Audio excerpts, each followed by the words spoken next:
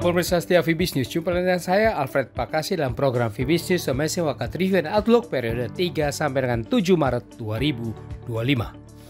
Bearish pasar keuangan, mengapa dan kemana? Ya, pasar investasi domestik pada seminggu berlalu diwarnai dengan sejumlah isu diantaranya.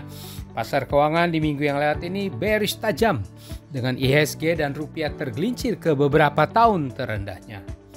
Capital outflow deras mengalir di pasar keuangan sekitar 10,3 triliun rupiah menurut Bank Indonesia. Uang beredar M2 bertumbuh lebih tinggi oleh perkembangan penyaluran kredit. Sementara itu sentimen global saat ini sekitar mulai berlakunya tarif Amerika Serikat serta estimasi The Federal Reserve akan mempertahankan suku bunganya lebih lama. Data ekonomi yang diperhatikan pasar pekan mendatang adalah rilis inflasi indeks harga konsumen pada hari Senin serta data cadangan devisa Indonesia pada Jumat nanti. Untuk minggu berikutnya, isu prospek ekonomi dalam dan luar negeri ini akan kembali mewarnai pergerakan pasar. Seperti apa dinamika pasar hari ini? Berikut detail dari Fibis News Domestic Market Review and Outlook pada 3 sampai dengan 7 Maret 2025.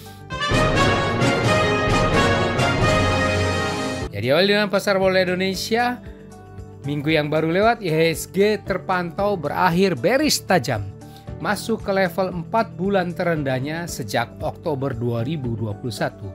Masuk pada oversold area yang dalam dipicu capital outflow asing yang deras mengalir sebesar 7,3 triliun rupiah dan sentimen negatif regional. Sementara itu bursa kawasan Asia pada umumnya negatif oleh dimulainya penerapan tarif Amerika Serikat atas Meksiko dan Kanada. Secara mingguan IHSG ditutup merosot tajam 7,83% ke level 6.271. Untuk minggu berikutnya IHSG kemungkinan bearish lebih terbatas dan berupaya untuk rebound. Beralih ke mata uang rupiah, terhadap dolar AS pekan berlalu berakhir melemah tajam, masuk ke level 5 tahun terendahnya dari sekitar Maret 2020. Di antara perkiraan The Fed akan menahan suku bunganya lebih lama, memanasnya perang dagang, serta capital outflow sebesar 10,3 triliun rupiah yang memperpanjang bearish rupiah di bulan kelimanya. Rupiah secara mingguannya berakhir tergelincir 1,69% atau 275 poin ke level 16.575 rupiah per US dollar.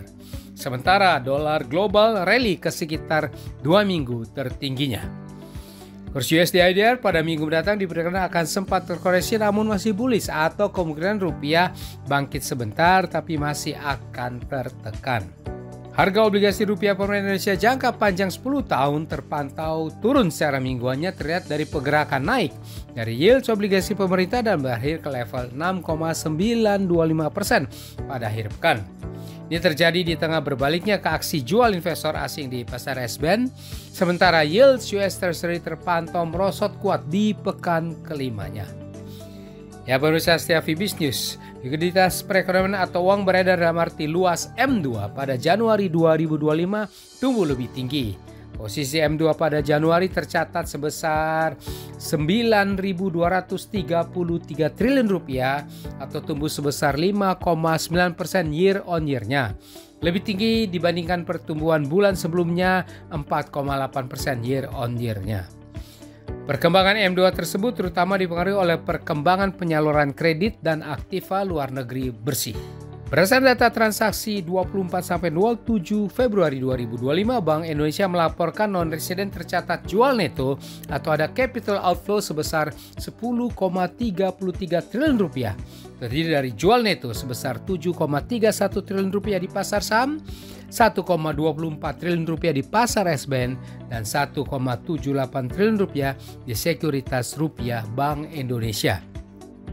Ya demikian pemirsa setia Fibis News, kita sudah membahas bersama Fibis News Domestic Market Review and Outlook periode 3 sampai dengan 7 Maret 2025. Saya Alfred Pakasi di sini mohon diri sejenak.